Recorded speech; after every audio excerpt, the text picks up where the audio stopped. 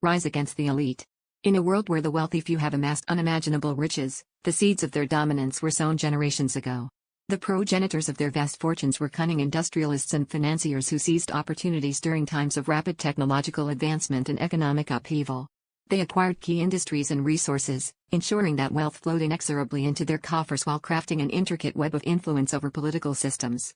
Through strategic marriages and alliances, they consolidated their power, creating dynasties that would wield control over the world's economy and societal structures. As their wealth grew, so did their desire to fortify their position. Education, once a means of enlightenment and social progress, became their tool of control.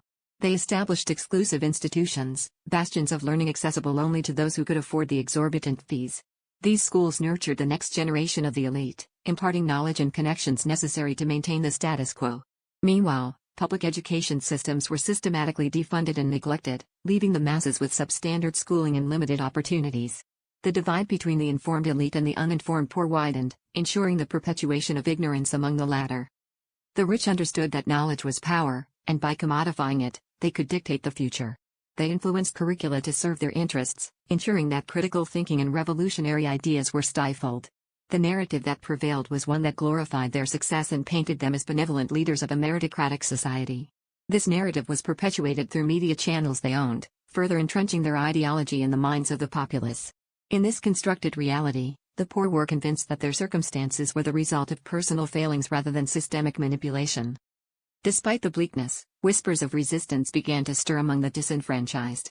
A clandestine network of educators and activists emerged, determined to democratize knowledge and dismantle the barriers erected by the elite.